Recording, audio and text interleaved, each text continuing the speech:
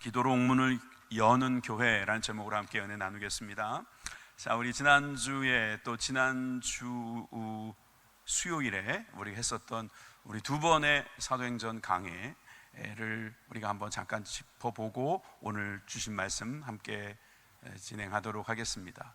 그러니까 바로 7일 전 지난주 수요일에 했었던 말씀 중에 우리가 어떤 비난이 왔을 때 우리가 어떤 모습을 취해야 되는가, 우리가 복음을 전하다 보면 또 말씀대로 살아가다 보면 또 우리의 실수가 있을 때에도 비난이라는 게 찾아오지만 그 비난에 우리가 너무 흔들릴 필요 없어요. 그죠? 우리 주님의 말씀으로 우리가 항상 주님께서, 성삼위 하나님께서 우리를 사랑하시고 지켜주시는 줄 믿으시면 아멘 합시다. 자, 오늘 11장 16절에서 17절 말씀 빈칸 채우면서 함께 말씀 듣도록 하겠습니다. 내가 주의 말씀에 요한은 물로 세례를 베푸었으나 너희는 성령으로 세례를 받으리라 하신 것이 생각났도다. 그런즉 하나님이 우리가 주 예수 그리스도를 믿을 때에 주신 것과 같은 선물을 그들에게도 주셨으니 내가 누구기에 하나님을 능히 막겠느냐. 아멘. 우리가 누구라고 주님 앞에 감히 막을 수 있겠냐 이 말입니다.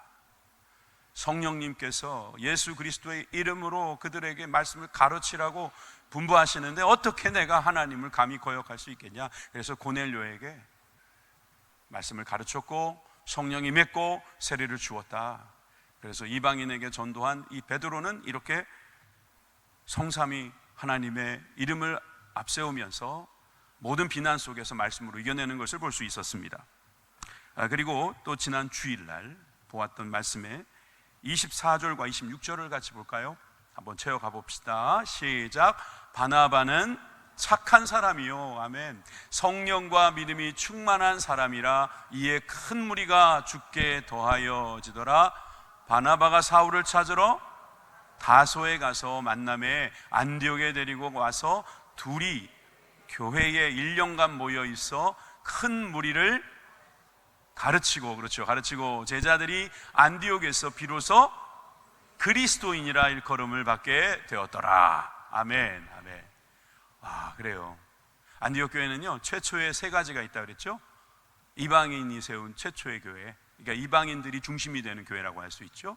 그리고 최초로 그리스도인이라는 이름을 들었던 교회, 물론 그 전에 들었겠지만 공식적으로 보면 이거고요. 또 최초가 하나 더 있는데 이제 13장에서 배울 선교사를 파송한 교회, 안디옥 교회 꼭 기억해 두십시오. 자, 그 다음에 제가 이 말씀은 꼭 한 번 더 한다 그랬어요. 갈라디아서 5장 6절 말씀. 자, 다 같이 읽으면서 빈칸 채웁시다. 시작. 그리스도 예수 안에는 할례나 무할례나 효력이 없으되 사랑으로서 역사하시는 믿음뿐이니라. 아멘. 다시 한번 읽읍시다. 시작. 그리스도 예수 안에서는 할례나 무할례나 효력이 없으되 사랑으로서 역사하시는 믿음뿐이니라. 예. 그 본질이 아닌 소위 아디아포란가 뭔가 그런 거에 괜히 그냥 매이지 마세요. 예. 술 하지 않는 게 좋아요. 담배 당연히 안 하는 게 좋습니다. 도박 당연히 안 하는 게 좋죠. 근데 그거 한다고 천국 못 간다고 전도 포기하지 마시라는 거예요. 도리어 그런 사람들에게 더 예수님이 필요합니다. 할렐루야. 아멘이죠. 예, 그들에게 우리가 세례를 못 줄 이유가 없어요. 그들에게 말씀을 가르치지 못할 이유가 없습니다. 도리어 그들에게는 더 주님이 필요합니다. 그렇기 때문에 무할례, 할례 이런 거 따지지 말라는 거예요. 뭐 우리 여러 가지 따질 게 많잖아요, 교회 보면. 근데 그거보다 더 중요한 것은 사랑으로서 역사하시는 믿음이다. 하나님은 사랑이십니다.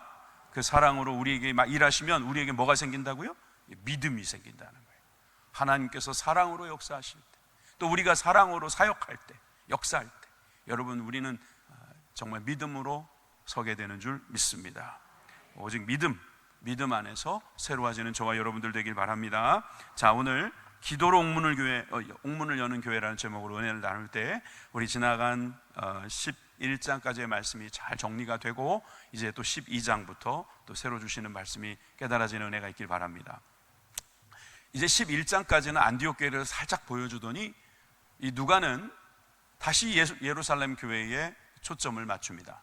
이제 예루살렘 교회를 이제 잘 우리가 정리하게 되면 곧 안디옥 교회로 갈 거고, 안디옥 교회는 세계로 선교사를 파송하는 그런 모습을 이 사도행전에서 보여줄 것이기 때문에 이제 예루살렘 교회를 한번 더 집중적으로 주목할 필요가 있다고 보입니다. 그런데 이 예루살렘 교회에 어떤 일이 일어났는가? 첫째, 정치인 헤롯이 핍박합니다. 그래서 교회를 핍박하는 헤롯 왕, 우리가 첫 번째로 살펴볼 대상은 바로 헤롯 왕입니다. 이 헤롯 왕은 교회를 핍박합니다. 그 이유를 알게 되면 어처구니가 없습니다. 그리고 이 헤롯 왕에 대해서 우리가 성경에서 자주 만나요. 그러니까 헤롯이 여러 명이 있어요. 그런데 그 한 사람이 꽤 오래 사는 것처럼 보이는 거예요. 예수님 때부터 헤롯이 있더니 사도 바울이 막 로마로 압송될 때 그때까지도 막 헤롯이 보이니까, 야, 이 헤롯 되게 오래 사나 보다, 이렇게 생각하지 마시고, 자, 우리 수협에 오시면은 담임 목사가 한 땀 한 땀 만든 여러 가지 성경의 그래픽을 통해서 여러분들이 또 이해할 수 있는 또 그런 게 있어요. 또 이거 만드느라고 또 눈에 진물이 나버렸어요. 아이고, 내가 이걸 또 왜 시작했나 하면서도 시작했으니 끝까지 간다. 그리고 열심히 만들었는데, 자, 먼저 헤롯 그 가문을 알고 싶다. 헤롯 대왕이라는 사람이 있어요. 이 헤롯 대왕은 사실상 굉장히 이 대왕이란 말 이름 붙이기가 좀 기분 나쁘긴 하지만 뭐 그렇게 다들 부르니까 불러주는 겁니다. 이 사람이 했던 일을 성경에 찾아보면은 누가복음 1장 2장에 나오고 마태복음 2장에 나와요. 그러면 누구예요? 이 사람은 예수님을 죽이려고 했던 왕이다. 헤롯 대왕이에요. 헤롯 가문에서 말 그대로 힘을 크게 만들었던 사람. 이 헤롯 대왕 때에 헤롯 성전도 만들었어요. 그 정도로 이 사람은 원래 이스라엘 사람이 아니에요. 어머니는 사두개파 유대인인 걸로 알고 있지만 이두메 족속이에요. 에돔 족속이에요. 그런 사람이 유대인들에게 그 지역의 왕 노릇을 하려니까 인기를 얻기 위해서 그는 성전도 지어줄 만큼 정치적 감각이 있었던 사람입니다. 그 자녀들도 꽤 많았습니다. 자녀들을 보여드릴까요? 아리스토블루스 4세, 아켈라오, 헤롯 안디바, 빌립 1세, 빌립 2세. 색깔이 다른 이유는 저기 파란색으로 나오는 인물들이 성경에 등장하는 인물이에요. 실질적으로 이 이름이 등장해요. 아마 본 적이 있을 거예요. 빌립, 헤롯 안디바. 저 빌립이라는 거 집사 빌립이 아니고요. 여러분, 헤롯 안디바 아켈레오가 등장을 하죠. 성경에 어디에 등장합니까? 마태복음 2장 22절에. 그리고 헤롯 안디바는 꽤 많이 나와요. 그리고 빌립 2세도 누가복음 3장 1절에 나와요. 제가 이 표를 만들어 놨으니까 나중에 또 저 사람들 등장할 때마다 또 보여드릴게요. 너무 외우려고 하지 마시고, 그렇구나, 저 집안이 참 저렇게 지나가는구나. 그런데 저기 아리스토블루스 4세가 자녀를 낳게 됩니다. 그 자녀가 헤롯 아그리파 1세고 또 그 딸이 헤로디아예요. 헤로디아 어디서 많이 들어본 것 같아요. 그죠? 세례 요한의 머리를 구했던 사람 아닌가요? 자, 그런데 이 헤로디아는 또 빌립 1세와 결혼을 해요. 그래가지고 살루메라는 딸을 또 낳죠. 한 번 더 눌러보세요. 마가복음 6장 17절에 등장하는 사람인데 빌립 2세와 결혼을 해서 그러니까 이게 좀 콩가루 집안이라고 그러던가요, 보통? 이상한 집안이에요. 그러니까 왕가들은 예전에 약간 저런 경향도 있었고 좀 음란한 집안인 건 사실이에요. 자, 그런데 저 아그리파 1세 또 자녀는 2세겠죠. 아그리파 2세도 또 성경에 등장을 합니다. 지난 주일날 제가 네가 여러 가지 말로 나를 그리스도인 되게 하려는구나 말했던 그 아그리파 왕이 바로 2세. 한 번 더 눌러봐요. 2세예요. 헤롯 아그리파 2세가 바로 그 왕이에요. 그러니까 사도행전 25장 6장인가요? 거기서 나오는 거죠. 한 번 더 눌러도 돼요. 자, 그런데 오늘 우리가 보게 될 헤롯은 누구냐? 저 사람입니다. 헤롯 아그리파 1세. 그러니까 헤롯이 많잖아요. 헤롯 대왕, 헤롯 안디바, 헤롯 아그리파, 1세, 헤롯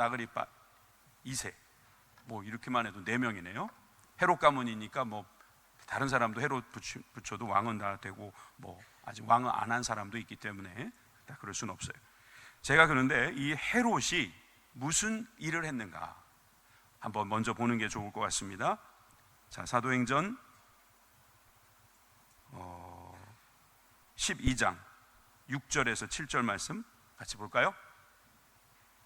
아닙니다. 예. 사도행전 5장 18절부터 죄송합니다. 5장 18절부터 20절부터 먼저 볼게요. 사도들을 잡아다가 옥에 가두었더니 주의 사자가 밤에 옥문을 열고 끌어내어 이르되 가서 성전에 서서 이 생명의 말씀을 다 백성에게 말하라.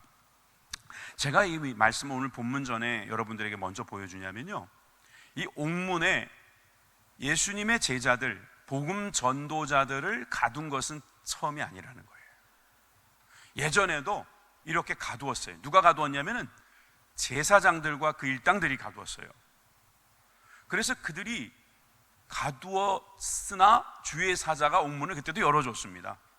그리고 성전에 나와가지고 막 복음을 전하고 있는데 이 사실을 알고 또 잡아오지요. 그리고 나서 예수의 이름으로 아무것도 말하지 말라고 두들겨 패고 나서 놓아줬던 그런 전력이 있었습니다. 그런데 이번에는 달라요. 이번에는 종교 지도자가 아니라 정치인이 나서서 그리스도인들을 핍박하기 시작한 거예요. 그러니까 5장하고 지금 12장하고의 차이를 우리가 본다면 누가 핍박하느냐, 이게 달라요. 정치인 헤롯 왕이 어떤 짓을 했는가? 1절에서 4절까지 한번 같이 읽어봅시다. 시작. 그때 헤롯 왕이 손을 들어 교회 중에서 몇 사람을 해하려 하여 요한의 형제 야고보를 칼로 죽이니 유대인들이 이 일을 기뻐하는 것을 보고 베드로도 잡으려 할세 때는 무교절 기간이라 잡음에 옥에 가두어 군인 넷씩인 네페이에 맡겨 지키고 6월절 후에 백성 앞에 끌어내고자 하더라. 자, 여기를 조금 더 보여주시면요, 헤롯 왕이 손을 들었다, 이 말은 힘을 썼다 이거겠죠. 한마디로 자기 권력을 한번 행사해 보겠다. 그래서 첫 번째 했던 게 야고보를 죽이는 겁니다. 그리고 이 일을 기뻐하는 유대인들을 보면서 야, 이거 되는 장사다, 야, 이거 이렇게 하면 나 인기 올라가겠는데? 라고 생각하고 이제 베드로까지 죽이려고 그를 잡았습니다. 그런데 마침 무교절이에요. 무교절은 유교절이 시작되는 바로 그 전날이잖아요. 그러니까 예수님께서 돌아가시던 그때랑 비슷한 때에 베드로도 딱 잡힌 거예요. 그런데 죽일 수가 없어요. 명절에는 그런 사형을 집행할 수 없잖아요. 그러니까 옥에 가두어 놓고 군인들을 붙여놓고 6월절 후에 백성 앞에 세워놓고 죽이려고 했던 거죠. 자, 이 상황에서 우리가 알 수 있는 것, 헤롯 왕은 인기를 위해서는 사람 죽이고 사람 괴롭히고 하나님의 말씀을 거역하고 하나님의 적이 되는 거에 대해서 두려워하지 않은 사람인 거예요. 또 생각나는 거예요. 이럴 때 가말리엘이, 아까도 제가 5장 보자고 그랬지만 5장에 그렇게 잡혀 있을 때 가말리엘이 뭐랬어요? 이들이 정말 하나님이 하는 일이라면 하나님께서 하시는 걸 우리가 보게 될 것이고, 그는 거기서 돌을 던지지 않더라는 거예요. 근데 이 정치인 헤롯은 사람들의 인기에 눈이 어두워서 사람들은 즐겁게 하는데 하나님은 대적하는 그런 존재로 전락하고 마는 것입니다. 여러분, 여기에 또 등장하는 야고보에 대해서도 한번 볼까요? 지금 베드로는 잡혔다는 이야기를 알았고요, 야고보는 죽었어요. 야고보의 죽음은 너무 짧아요. 그냥 야고보, 요한의 형제 야고보를 칼로 죽이니, 아니 그 12 제자들 중에 한 명인 야고보, 이 야고보에 대해서 우리가 공부도 지금 많이 못한 것 같은데 이미 죽어버렸네? 이런 생각이 들어버려요. 여러분들 우리가 성경을 보다 보면 예수님의 제자들을 많이 보게 되는데, 여러분들 예수님의 제자를 다 아십니까? 제가 이런 기회에 또 그냥 넘어갈 수 없어서 예수님의 제자 여러분들이 얼마나 아는지, 또 여러분들이 어디에 혼란함을 갖는지를 한번 다 보여주면서 한번 생각해 봤으면 좋겠어요. 저만 그런지 모르겠는데 우리는 표를 좋아하잖아요. 예수님 중심으로 한번 보도록 하겠습니다. 예수님하고 가까이 지냈던 4명의 제자부터 시작합니다. 누구겠습니까? 베드로, 잘 아는 존재죠. 안드레, 베드로의 동생입니다. 또 요한, 맞죠? 가장 늦게까지 지내면서 복음을 전했던 사람, 가장 사랑하는 제자, 또 세베대 아들이라고도 불리우죠. 근데 야고보가 여기서 또 등장해요. 이 야고보는 누구의 형제라고요? 옆에 있는 요한의 형제였다. 누가 죽었어요? 이가 죽은 거예요.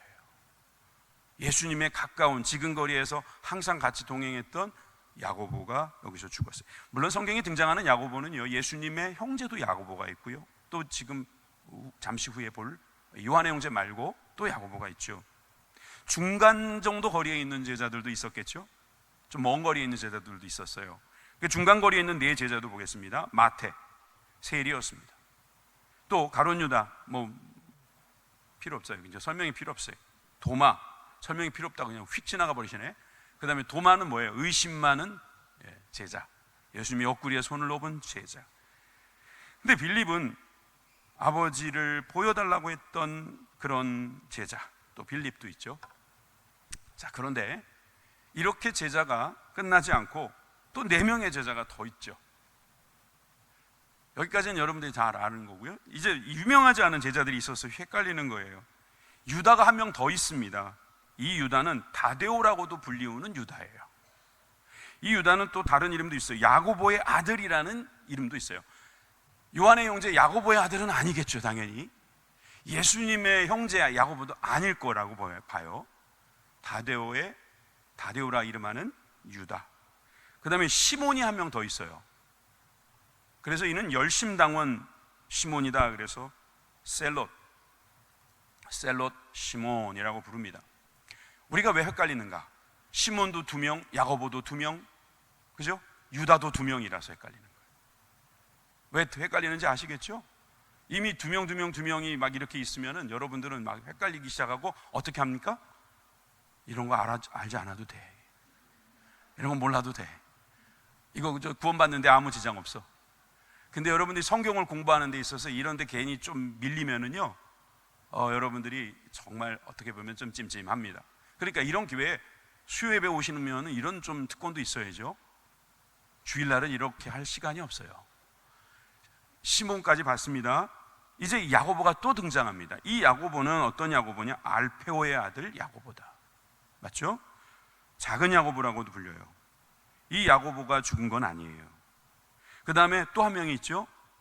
나다나엘이라고도 부르는 바돌로메가 있어요. 바돌로메. 그러니까 바돌로메도 있고 나다나엘도 있는가 보다 그러시면 안 되는 거예요. 여기에 또 헷갈려요, 사람들이. 12명 이야기하라고 막 대다가 13명을 말할 수 있어요. 나다나엘, 바돌로메를 똑같이 말하시면 안 돼요. 그래서 여러분이 이거를 딱 보면 뭐가 생각나겠어요? 12제자가 생각나는 거예요. 다시 한번 정리 한번 해보죠. 이름이 2개인 이름이 뭐가 있다고요? 시몬, 또 아무거나 되세요. 유다, 또 야고보, 그죠? 그렇게 있죠. 이렇게만 알고 있고 나다나엘과 바돌로메는 동일 인물이다, 이렇게 알고 있고, 제일 먼저 죽은 순교한 제자는 누구다? 야고보다. 누구 야고보? 요한의 형제 야고보다.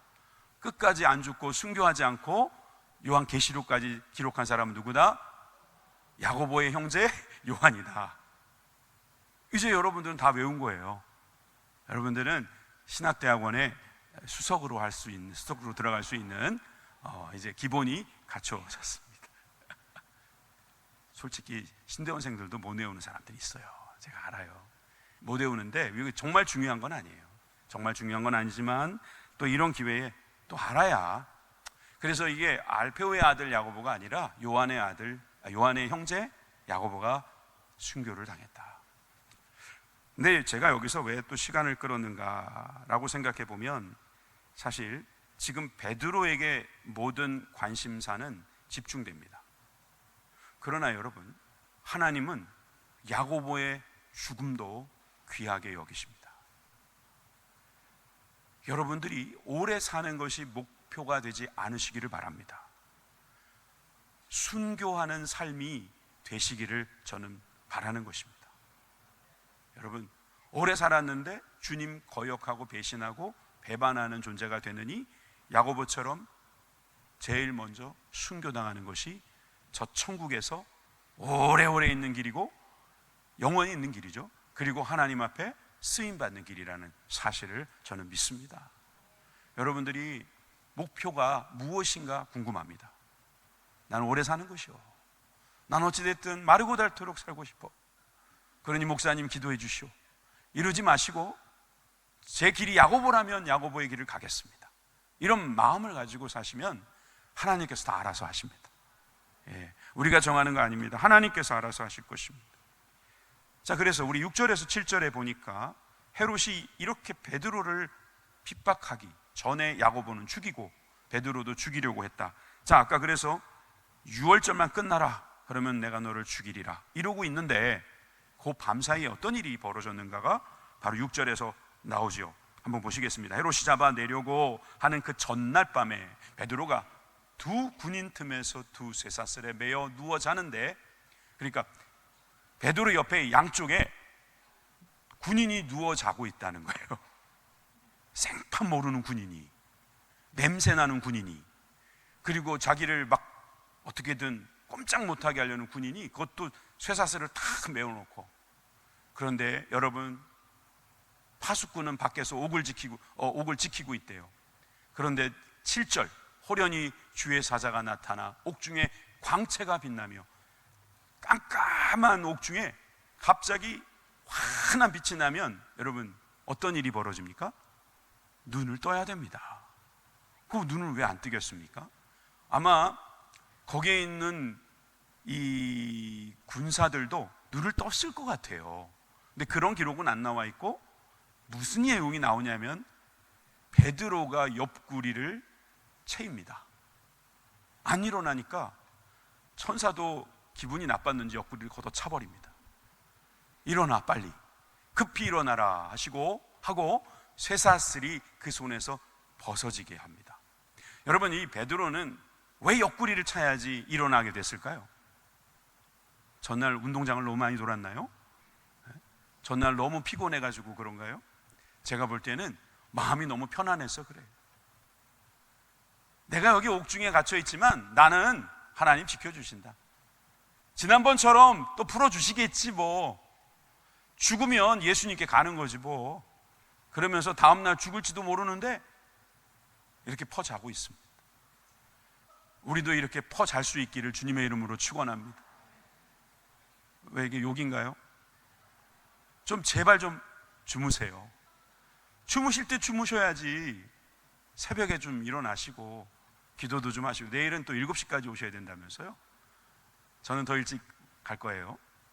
일찍 일어나려면 일찍 주무셔야 되는데 잠이 안 오는 거예요. 자다가도 뭐가 이렇게 불안하고 뭐가 이렇게 그런지.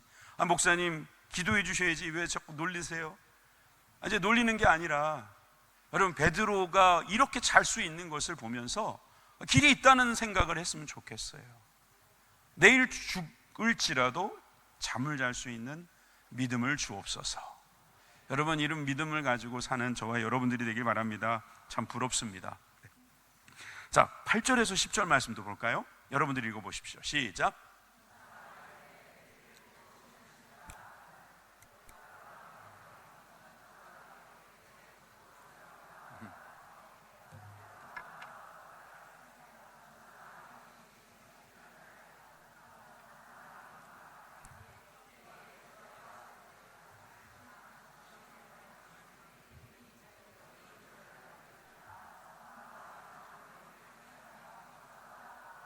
떠나더라. 아멘.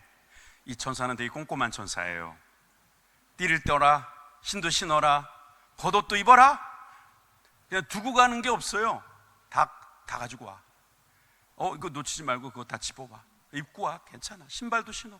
여유 있어. 괜찮아. 서두르지 마. 내가 너랑 같이 있는데 뭘 걱정해. 나만 따라오면 돼. 그러면서 따라가는데 베드로도 지금 비몽사몽인 거예요. 얼마나 깊이 잤는지. 아직 9절이 됐는데도 꿈인지 생신지도 모르고 환상을 보는가 이러면서 하여튼 되게 깊이 잠이 든 거예요. 그리고 나서 첫째와 둘째 파수를 지나고 시내의 쇠문까지 갔을 때 그 쇠문이 자동문으로 문이 쫙 열려버립니다. 아, 신기해요. 우리 인생에 이런 자동문이 있다는 사실을 믿으시면 아멘 합시다. 여러분, 자동문이 있는 거예요. 하나님께서 뜻이 있으면 문이 저절로 열리는 거예요. 막 노력해서 열리는 게 아니고 저절로 열리는 거예요. 물론 그렇다고 해서 하나님은 아무것도 안 하신 건 아니죠. 하나님께서는 그 문을 여시기 위해서 그 아들까지도 아끼지 않으시는 거죠. 저절로 열린 거예요. 그 문이 저절로 열리면서 한 거리를 지나면서 천사가 떠나갑니다. 그리고 그 천사가 떠나간 다음에 이제 그는 어디로 가는지 이따가 보도록 하고요. 여러분, 다시 저는 여러분들이 이 베드로가 이 옥문에서 나온 이후에 가장 흥분할 헤롯 왕에게 여러분들이 주목했으면 좋겠어요. 헤롯 왕은 야고보도 죽이고 베드로도 죽이고 이제 또 누구를 죽이는가 봤더니 베드로가 옥에 없다는 사실을 알고, 자 18절입니다. 군인들을 죽이기 시작합니다. 날이 새매 군인들은 베드로가 어떻게 되었는지 알지 못하여 적지 않게 소동하니 헤롯이 그를 찾아도 보지 못하며 파수꾼들을 신문하고 죽이라 명하니라. 헤롯이 유대를 떠나 가이사랴로 내려가서 머무니라. 헤롯이 두로와 시돈 사람들을 대단히 노여워하니 그들의 지방이 왕국에서 나는 양식을 먹는 까닭에 한마음으로 그에게 나와 왕의 침소 맡은 신하 블라스도를 설득하여 화목하기를 청한지라. 불똥이 어디까지 튑니까? 가이사랴 그 위에 있는 두로와 시돈 사람들까지 불똥이 튑니다. 천사가 옥문을 열어줬을 때 베드로가 그것을 따라서 나왔을 뿐인데 지금 헤롯 왕은 가이사랴에 올라가서 다른 애꿎은 사람까지 다 괴롭히고 죽이고 겁을 먹게 하는 그런 왕. 이 세상에 이런 왕들이 많습니다. 세상의 왕들에게 죽임을 당하는 사람이 얼마나 많은지 모릅니다. 돈이라는 왕, 권력이라는 왕, 지식이라는 왕, 기득권이라는 왕, 부조리라는 왕. 세상에 부정적인 감옥도 많고 왕도 많고 그것은 죽이는 것이죠. 근데 그 배후에는 누가 있냐면 마귀가 있다는 사실을 우리는 깨달아야 합니다. 마귀가 오는 것은 죽이고 멸망시키러 오는 것입니다. 여러분, 그 왕이 마귀에게 붙잡히면 그렇게 된다는 거예요. 여러분, 이렇게 됐었을 때 여러분, 헤롯 왕은 더 이상 눈에 보이는 게 없어요. 그런데 21절에 보니까 헤롯이 나를 택하여 왕복을 입고 단상에 앉아 백성에게 연설까지 한답니다. 아, 목소리가 좋았나 봐요. 목소리가 우렁찼나 보지요. 백성들을 크게 부르되 이것은 신의 소리요 사람의 소리가 아니라 하거늘. 이 헤롯 안티바스 1세가 말을 잘하고 목소리가 큰데 이것을 하나님께 영광 돌리는 데 쓰지 않으니까 23절에 뭐라고 돼 있어요? 주의 사자가 곧 친히 벌레에게 먹혀 죽으니라. 벌레에게 먹혀 죽였다. 자세히 알 수는 없습니다만 여러분, 결국 질병으로 죽은 거겠지만 그 질병 뒤에는 하나님께서 그가 한 일에 대한 심판을 하셨다는 사실을 우리는 알 수 있습니다. 여러분, 교회를 핍박하는 자의 최후는 이렇습니다. 교회가 가야 할 길을 가로막는 사람들의 기본적인 자세는 자기가 최고인 줄 압니다. 그래서 자기가 칭찬받는 건 좋아해요. 신의 목소리라고 하면 기분 좋아가지고 무슨 느님 이러면은 좋아가지고 교만해지고. 여러분, 그렇게 해서는 하나님 앞에서 칭찬 들을 수 없습니다. 겸손하게 하나님께서 세우시는 것을 세우고 하나님께서 기뻐하시는 것을 기뻐해야 되는 것입니다. 하나님께서는 다른 건 몰라도 이 문제만은 반드시 짚고 가신다고 분명히 말씀하셨습니다. 이사야 42장 8절 말씀입니다. 다 같이 읽습니다. 시작. 나는 여호와니 이는 내 이름이라. 나는 내 영광을 다른 자에게, 내 찬송을 우상에게 주지 아니하리라. 아멘. 제가 제일 조심해야 돼요. 제가 목회자가 하나님의 영광을 탁 가로챌 수 있거든요. 하나님께서 하신 거예요. 하나님께서 이루실 거예요. 하나님께서 영광 받으셔야 돼요. 하나님께서 그 찬송을 받으셔야 돼요. 여러분, 여러분들에게 잘한다 그러면요, 하나님께 영광 돌리세요. 여러분, 하나님께서 그 영광을 다른 자에게 주지 않으시겠다. 여러분, 이것은 하나님의 그 질투심 때문이라기보다는 우리를 사랑하시기 때문에, 우리가 나중에 하나님과 같이 되려는 모습 때문에 결국 멸망하거든요. 그것은 우리가 저주의 길로 가는 거니까, 여러분, 우리에게 주시는 하나님의 귀한 뜻을 깨닫고 우리는 이 교회를 핍박하는 헤롯 왕, 이 최후를 바라보면서 하나님께서 우리를 지켜보고 계심을 믿으시길 바랍니다. 자, 이제 시간이 이제 많이 갔는데 두 개를 빨리 보도록 하겠습니다. 두 번째는 바로 모여 기도하는 교회라는 것입니다. 왜냐하면 아까 전에 베드로가 천사의 호의를 받아서 감옥에 나올 때 무슨 일이 있었냐면 5절을 보세요. 5절 다 같이 읽어볼게요. 시작. 이에 베드로는 옥에 갇혔고 교회는 그를 위하여 간절히 하나님께 기도하였더라. 그랬더니 6절에 뭐라고 나와 있어요? 헤롯이 잡아가려고 하는 전날 밤에 베드로가 그 두 군인 틈에 자고 있는데 주의 사자가 왔다 그랬잖아요. 무엇이 시작입니까? 기도가 시작입니다. 교회에서 기도를 했어요. 근데 그 시점에 천사가 내려와요. 그 우연의 일치겠죠. 성경의 순서는 항상 의미가 있습니다. 교회가 기도하니까 하나님께서 일하기 시작하시는 거예요. 우리가 일하면 하나님께서 일 안 하실 수 있습니다. 우리가 기도하면 하나님께서 일하십니다. 여러분, 우리는 먼저 기도하는 자세가 필요합니다. 베드로가 잡혀갔습니다. 듣자 하니 죽는답니다. 그러면 이들은 풀어주세요라는 기도를 못했을 수도 있어요. 끝까지 믿음 지키게 해주세요, 뭐 그런 기도도 할 수 있었을 거예요. 그런 기도를 하고 있을 때 주님께서 움직이시는 거예요. 여러분, 그런 가운데서 어떤 일들이 일어났는지 우리는 조금 전에 보았습니다. 주의 천사는 베드로를 잘 인도해서 그 첩첩 산중과 같은 그 옥중에서 건져내는 그런 일들을 우리들에게 보여주었습니다. 11절에서 12절에 보니까 베드로가 정신이 들어 이르되, 이제 아까는 비몽사몽이었잖아요. 근데 이제 큰 길가로 나오고 보니까 내가 여기가 어디지? 여기구나 깨닫고 어디로 갑니까? 이제야 참으로 주께서 그의 천사를 보내어 나를 헤롯의 손과 유대의 백성 모든 기대에서 벗어나게 하신 줄을 알겠노라, 이렇게 말하면서 마가의 집으로 갑니다. 마가는 어떤 사람이냐면 요한이란 사람인데 어머니의 이름은 마리아고, 그 집에, 저 집은 아무래도 오순절 성령이 임했던 그 집이 아닌가 싶습니다. 이 마가의 집에 갔더니 여기에도 여러 사람이 모여서 기도하고 있는 겁니다. 베드로가 옥중에 갇혀 있는데 기도하고 있습니다. 기도하고 있을 때 주님께서 베드로가 나오게 해주셨고, 아직도 이들은 그걸 모르고 계속 기도하고 있는 겁니다. 이런 경우가 있는 것 같습니다.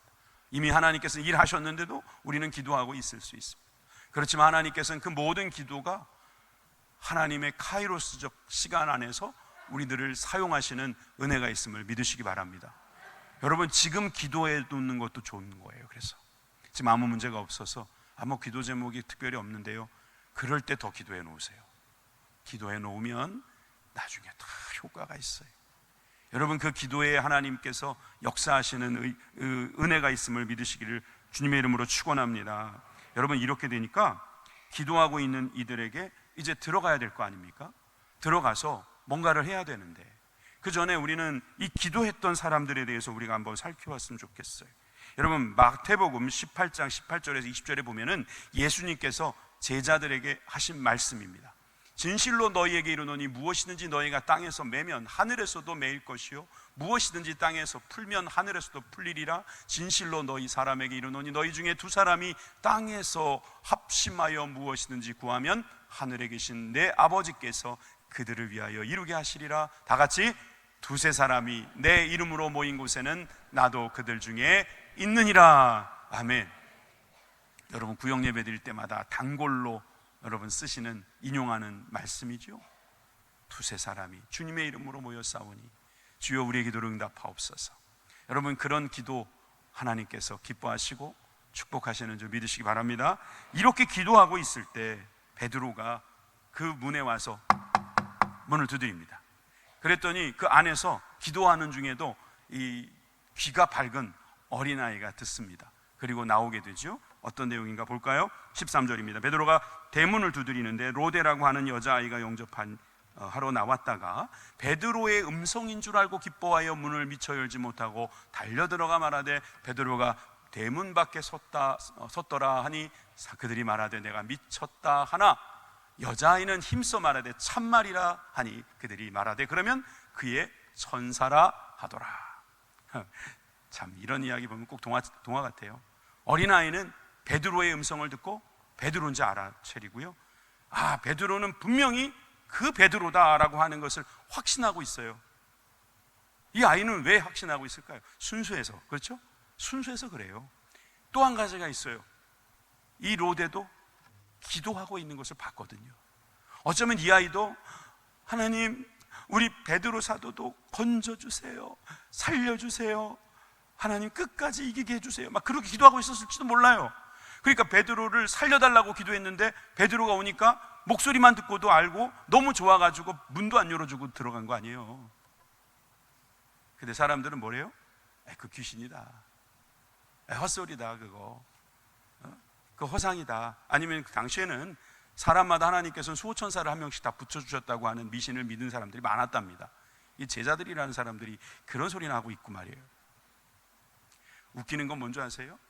옥문은 자동문으로 열렸는데 왜 이 마가의 집은 자동으로 안 열릴까요?